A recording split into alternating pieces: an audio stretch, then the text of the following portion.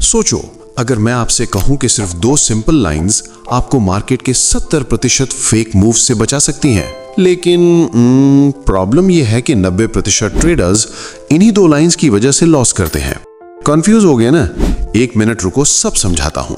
आज का वीडियो आपके लिए गेम चेंजर हो सकता है, क्योंकि हम बात करने वाले हैं 9 और 15 EMA क्रॉसओवर स्ट्रैटेजी के बारे में, लेकिन नॉर्मल तरीके से नहीं।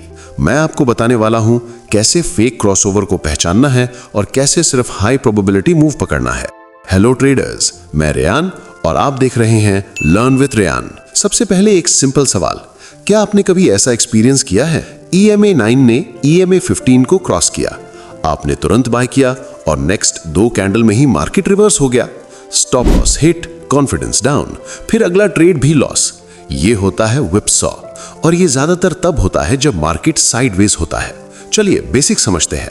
अपने चार्ट पर EMA 9 लगाइए, ये फास्ट लाइन है। EMA 15 लगाइए, ये थोड़ी स्लो कंफर्मेशन लाइन है।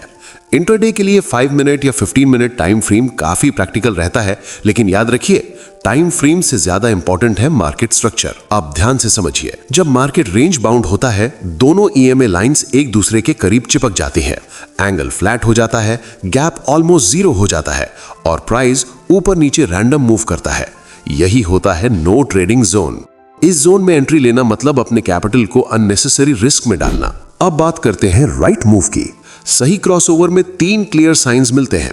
पहला, क्रॉसओवर शार्प एंगल के साथ होता है। दूसरा, EMA लाइंस के बीच क्लियर गैप डेवलप होता है। तीसरा, प्राइस स्ट्रॉन्ग मोमेंटम कैंडल के साथ क्लोज करता है। लेकिन यहां सबसे बड़ा डिफरेंस आता है डिसिप्लिन का। प्रोफेशनल ट्रेडर क्रॉसओवर पर एंट्री नहीं लेता, वो रीटेस्ट का वेट करता है। मान लीजिए EMA 9 ने EMA 15 को नीचे से ऊपर क्रॉस किया, अब आप तुरंत बाय नहीं करेंगे, आप वेट करेंगे कि प्राइस वापस EMA जोन के पास आए। अगर रीटेस्ट के टाइम एक स्ट्रॉन्ग बुलिश रिजेक्शन कैंडल बनती है, तब एंट्री लो। इस स्ट्रैटेजी का फायदा क्या है? आपका स्टॉप लॉस छोटा होता है, रिस्क कंट्रोल में होता है और अगर मूव स्ट्रॉन्ग होता है तो रिवॉर्ड इजीली 1:2 या उससे ज्यादा टारगेट मिल सकता है। सेल सेटअप भी एग्जैक्टली सेम लॉजिक फॉलो करता है, बस यहां डायरेक्शन रिवर्स होता है। EMA 9 ऊपर से नीचे क्रॉस करे, गैप डेवलप हो, कैंडल्स EMA के नीचे क्लोज हो, रीटेस्ट आए, बेरिश कंफर्मेशन मिले, तब एंट्री। लेकिन एक चीज याद रखिए, इंडिकेटर सिग्नल देता है लेकिन ट्रेड गारंटी नहीं। अगर क्रॉसओवर के बाद प्राइस वापस EMA के ऑपोजिट साइड क्लोज करने लगे तो ईगो मत दिखाइए, एग्जिट कीजिए। ट्रेडिंग में सर्वाइवल सबसे इंपॉर्टेंट है।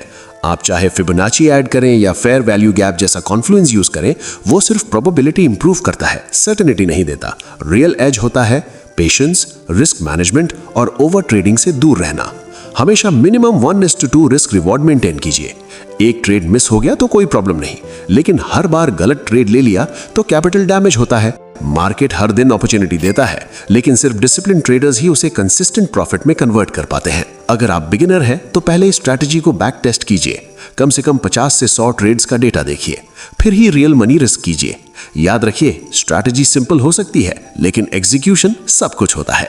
अगर आपको आज का कॉन्सेप्ट क्लियर लगा हो तो वीडियो को लाइक जरूर कीजिए, क्योंकि आपका एक लाइक मुझे मोटिवेट करता है। चैनल को सब्सक्राइब कीजिए।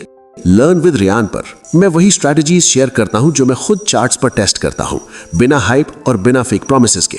कमेंट करके बताइए कि आप इस 9 और 15 EMA स्ट्रैटेजी का लाइव चार्ट ब्रेकडाउन देखना चाहते हैं नेक्स्ट वीडियो में। मैं हूं रेयान और आप देख रहे थे लर्न विद रेयान। मिलते हैं नेक्स्ट वीडियो में, तब तक डिसिप्लिन मेंटेन रखिए, रिस्क मैनेज कीजिए।